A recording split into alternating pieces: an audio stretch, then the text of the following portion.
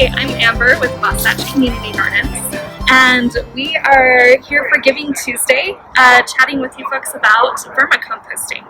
So composting is one of my favorite things to do, where you gather all of your scraps and things that would normally end up in the landfill, and instead get to put it in a pile and turn it into compost. But that can be a little bit tricky for some folks, especially if you don't have the space to form a big compost pile in your backyard, or if you don't have the time to make sure that you're turning it often so it doesn't get stinky.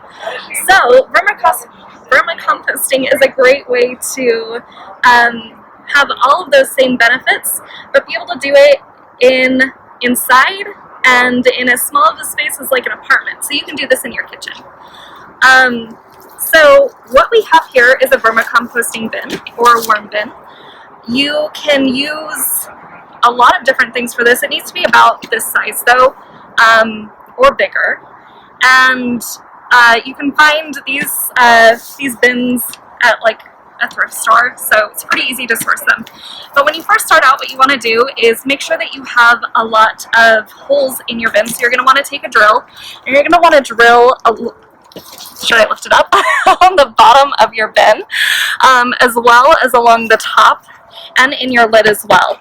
I like the open top bins because then I don't lose my lids, but you can use whatever you want. So our worms that we use in here are called red wigglers.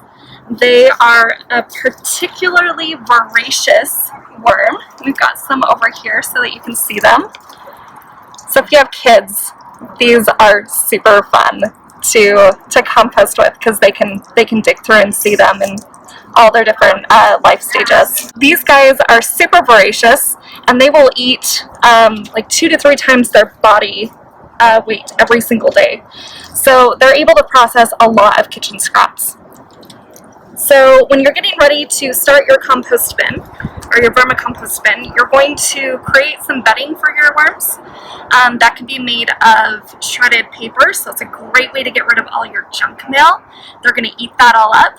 You can also use peat moss, a little bit of soil to give them some grit to process their food, and things like cardboard. So you put that all in, get it all moistened up, because worms are creatures just like you and me. They need air and water and food in order to survive. And then you can put your worms in your bin. Now once your worms are in your bin, you can start feeding them. And over here we have some things that worms enjoy to eat. So I've got all of my kitchen scraps here. I've got some eggplant that went a little too long on the vine, some zucchini. Worms especially love coffee, like myself, so we get along pretty well. And they'll eat the coffee and the filter as well, so you can just pop the whole thing in there. I've got some tea bags in here, and some eggshells. Now everything that you feed your worms, you're going to want to break up into small pieces. That's going to allow them to eat it more quickly.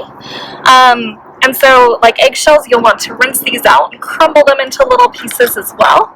So you'll want to feed them when you first start out just a little bit at a time, and then as your worm bin is established, you can increase that amount. So mine has been going for a couple months. I usually feed them about 2 cups of food every other day. And anytime that you feed them, you also want to add some dry goods in there as well to deal with the moisture. You want your worm bin to be moist, but not so much that it's creating a lot of water at the bottom. And then in a few months, once they have processed all of your kitchen scraps, you'll have worm castings or worm poop that you can then take, and you can use that in your garden or even on your houseplants.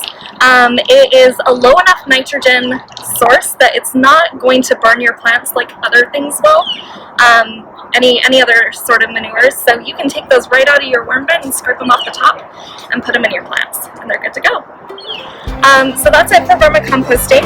We hope that you find this valuable, as well as all of our other educational offerings.